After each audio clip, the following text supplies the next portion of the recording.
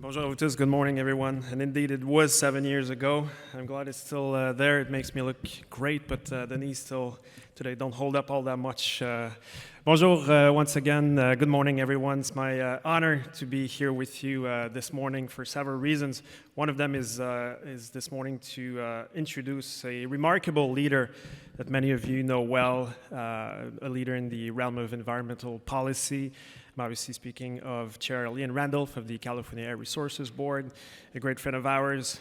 Chair Randolph has dedicated much of her career to public service, and in particular to advancing environmental sustainability and the combating of climate change.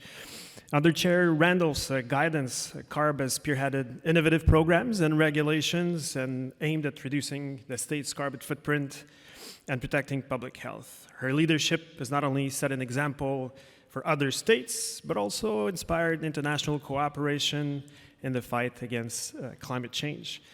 Quebec is always proud to stand with California on the international scene and talk about the crucial importance of subnational action on climate. Now, as Craig mentioned, 10 years ago this year, Quebec and California joined forces on the Cap and Trade program. And we've, with this, helped limit our greenhouse emissions and encourage the development of clean technologies in both of our jurisdictions. Our markets have not only helped Quebec and California meet our emission reduction goals, but also served as a model for other jurisdictions looking to address climate change in a meaningful way, and I think Chair Randolph will address this in a second. Our collaboration with California includes the exchange of information, best practices, the organizations of missions, joint missions together, working groups on different policy and topics, including renewable energy, clean transportation, the conservation of biodiversity, and the fight against plastic pollution. Now, Chair Randolph's commitment to environmental stewardship and her ability to foster partnership both in California and beyond California's border make her a true champion in the realm of climate action. So once again, thank you, and please join me in welcoming Chair Randolph to the stage. Merci.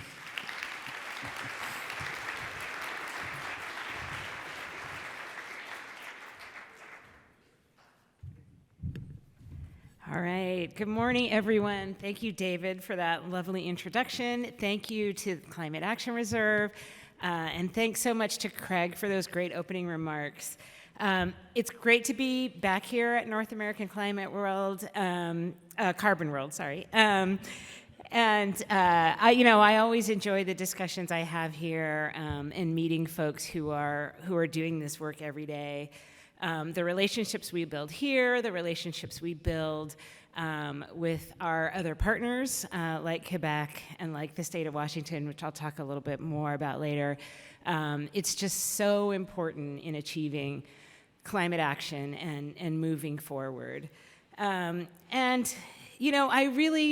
feel like Craig set the stage perfectly this morning, because what I really wanted to do was kind of take a step back and talk about why we're here, how we got here, and where we're going next.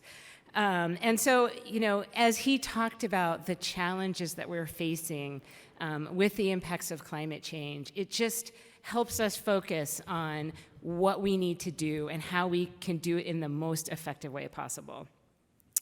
So, as many of you know, my agency, the California Air Resources Board, works to protect public health by reducing air pollution, and we lead California's fight against climate change. California passed its first landmark climate law, AB 32, in 2006. And it was a hard-fought battle at the time. It was really California on the forefront of moving forward and saying, yes, we need to tackle this climate change with clear, effective policy. It set our first state greenhouse gas emissions reduction target, reducing emissions to 1990 levels by 2020, and made our climate program the first in the country to take that real comprehensive long-term approach to addressing climate change. And AB 32 actually specifically mandates that we do this work in partnership with other jurisdictions, and that we do it in a way that benefits the economy and protects natural resources and protects communities. So we have to balance all of these things as we do this work together going forward. Since AB 32's passage, our administration and the legislature have continued to support bold climate action. They have updated our targets. So now we have a greenhouse gas reduction target of 40% below 1990 levels by 2030, and carbon neutrality in California by 2045. We are working toward these goals with a portfolio of solutions. As Craig mentioned, there's no one thing that's going to do it. There's no one magic bullet that's going to solve all of this. It really requires a suite of actions. So we designed strong enforceable regulations. That's a key piece of what we do. We are, at our core, we are an air quality regulator. We are responsible for the successful administration of the Clean Air Act in California. So we have the regulatory know-how to develop strong regulations that not only combat air pollution, but combat climate change as well. We make strategic investments via our incentive programs that help ensure that clean technologies reach their market potential and are accessible and affordable to Californians. Our cap and trade program provides a market signal to develop clean technology and reduce greenhouse gas emissions across California's economy. And our low carbon fuel standard provides an incentive to produce clean fuels with no state funding, and is a key part of our strategy to ensure that those cleaner fuels and zero emission infrastructure are available to implement our zero emission vehicle regs. So all these policies helped us achieve our 2020 emissions reduction target 6 years early, and they all play an important role as we are trying to accelerate climate action to meet that 2030 goal and to meet carbon neutrality by 2045. So in California's story, as David alluded to, we can see the impact that subnational jurisdictions have on progress towards a cleaner climate and environment. As Craig talked about, the international leadership is not where it needs to be.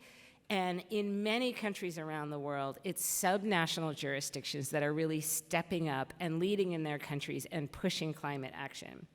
In California, we account for about 1% of the world's greenhouse gas emissions, but our policies are helping drive action in the United States, in other states, and across the world. We are the only US state permitted to set our own standards for motor vehicles under the Clean Air Act. And so that's a strategy that, as I mentioned, not only combats air pollution, but also advances climate action. We were really proud yesterday to bring Stellantis into the fold, as they are the 4th largest automaker in the country, and they have entered into an agreement with us to not fight our vehicle regulations and to comply with our existing regulations, not combat our new regulations up through 2030, no matter what happens at the national level, no matter what happens in the court. Other automakers like Ford and Volvo and Volkswagen have made these commitments as well. And that's a key example where partnering with government and industry can really achieve climate action, but also help them plan their investments and help them be able to move forward into this zero emission transportation economy. On the heavy duty side, 10 other states have adopted our Advanced Clean Truck Rule. Our Advanced Clean Truck Rule will transition the medium and heavy duty trucks to zero emission. It's a very complicated rule with a lot of different phases. A lot of people don't know that there are actually Class 8 heavy-duty zero-emission trucks on the road right now moving goods from the Port of Los Angeles into the Inland Empire, from the Port of Oakland into the Central Valley. So we are building that market, and we are ensuring that the supply chain will move towards zero emission. Subnational partnerships. Of course, Quebec and California's cap and trade partnership is just such a wonderful example of how effective action can grow and be built together. We not only, as David mentioned, we have our linked market, we work very closely on that, but we also exchange information and ideas on all sorts of topics. I had an opportunity to visit Quebec last year and see a hydrogen-fueled train, a zero-emission train in action. And so we can all work together to share information and work together to build markets. In Quebec, the joint market with Quebec has had 38 successful auctions, and it continues to be a solid market where folks can have confidence that it's going to continue. And we are working closely with the state of Washington. Today we announced efforts on behalf of California, Quebec, and Washington to explore opportunities to potentially link the California-Quebec market with the Washington cap and invest market. And we'll be building on that history of collaboration with both Quebec and Washington. Washington is a member of the Pacific Coast Collaborative, along with California, Oregon, British Columbia. And so we have a history of working together to achieve our collective climate goals. We worked to build a zero-emission charging corridor with electric vehicle chargers up and down from San Diego all the way up through British Columbia. And we have lots of other conversations and partnerships through the Pacific Coast Collaborative. So we're excited to work with Washington to explore that potential linkage opportunity. We have many other subnational partnerships. In 2017, California joined New York and Washington to form the U.S. Climate Alliance to advance climate action at the state level. And, that was a reaction to the Trump administration's pulling out of the Paris Agreement. And to Craig's point, if your national governments are going in and out, you really need your subnational governments to be steadfast and to work together to achieve what the national governments are not achieving. And that alliance is still going strong. It has grown to span a bipartisan coalition of 24 governors of U.S. states and territories, representing over half the country's population and 60% of the U.S. national economy. And now that we have sort of an administration that is committed to climate action, it really creates an opportunity for the states and the federal government to work closely together. In fact, today, the US EPA is announcing their light-duty emission standards and really building a set of rules that, for the states that don't follow California's rules, will have strong GHG-reducing policies that will move the light-duty vehicle market, continue to move the light-duty vehicle market forward. And later this spring, we expect US EPA action on heavy-duty vehicles as well. So that's really important. The last bit of subnational partnership I want to mention is the Subnational Methane Action Coalition, which California launched at COP28 in December. Subnational governments can play a particularly key role in reducing methane emissions. States and local governments often have significant regulatory authority over sources of emissions and have close to the ground opportunities for developing abatement programs to reduce methane in various sectors like oil and gas, landfills, wastewater treatment plants, livestock. Our coalition, which 16 jurisdictions have joined thus far, will provide a forum for subnational governments to exchange information and share policy ideas around methane reduction.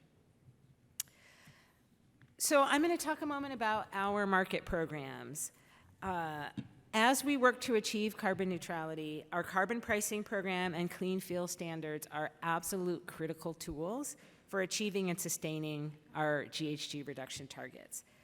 The cap and trade program's steadily escalating price signal will continue to incentivize emissions reductions, and its declining cap will ensure that we achieve those emission reductions goals. And our low carbon fuel standard will continue to incentivize production and use of cleaner, low carbon transportation fuels in California. The current iterations of the program were structured for a 2030 greenhouse gas reduction target of 40% below 1990 levels. But when we updated our climate change scoping plan at the end of 2022, that indicated that if we are going to achieve carbon neutrality by 2045, we really need to aim for deeper reductions by 2030. As a result, we are working to ensure that our climate programs, including cap and trade and LCFS, align with this increased ambition for 2030 and the path to carbon neutrality that it supports. So we are in the midst of a rulemaking to update the low carbon fuel standard. And we have begun gathering input. We've done some public workshops and engagement on updating the cap and trade program. I know that many of you here have participated in those robust public processes that we have at CARB, and I really encourage you to stay engaged as we are looking towards updating LCFS and moving towards updating cap and trade. When it comes to carbon markets, collaboration and partnership are just as valuable in that area as in the other areas I've talked about, between governments and between the public and private sector.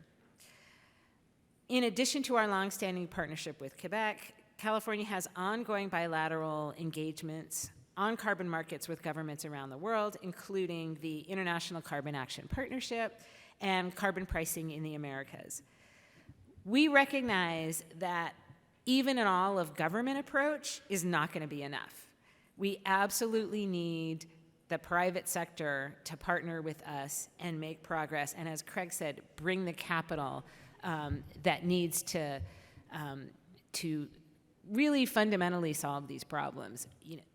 All of our regulatory efforts depend on implementation, which means it depends on technologies being deployed. It depends on new equipment being deployed. It depends on work on the ground that the private sector ultimately will do most of. Both compliance and voluntary markets have a role to play. We need to ensure that those markets are real and verifiable climate action, and that is absolutely possible. And we want to make sure that we are giving investors the confidence that they are investing in quality products, and we also have to keep an eye on the consumers, right?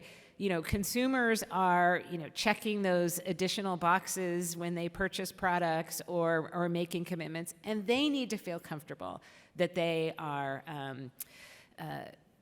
achieving actual climate action. And so it's really important, as Craig mentioned, that these instruments are real, they are verifiable, they are achieving climate action. And I know there'll be a lot of conversation over the days of this conference to really delve into the details on that. Lastly, I think it's really important that we recognize that the climate impacts are going to hit different people differently, and we need to really have an eye towards protecting vulnerable communities as they are suffering the impacts of pollution and of climate impacts.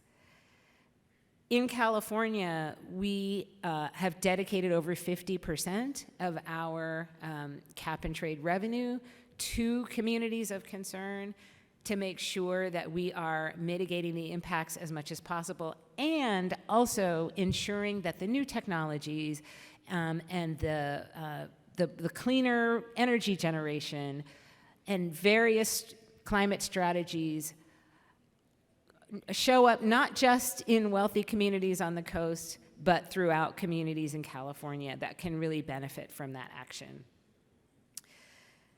Our cap and trade program has generated $24 billion to date, and as I mentioned, upwards of half of those funds have gone to communities of concern. And it's really important to continue to engage with communities, to get input, to understand what their needs are and how best our climate change policies can address challenges in those communities. And sometimes it's really hard. As Craig mentioned, I mean, sometimes it's the perfect can be the enemy of the good, and you hear a lot of no sometimes. And you know what, as I sort of frequently say, you can't say that there's a climate crisis and cross solutions off the list. We need to really be looking for as many and as effective solutions as possible. And so engaging with both the private sector, government, and communities can help us identify those solutions and can help build support for strong, lasting climate action. Climate change is not on the horizon, it's here. We're feeling the impacts right now. It is all of our collective responsibility to take effective action and stop the cycle and bring it back. And so I really hope that all of you leave this conference thinking not just about sort of, you know, the financial issues, but also how can we best stem the effects of climate change and move towards a much cleaner and more sustainable and healthy economy. So thank you all, and I hope you enjoy the conference.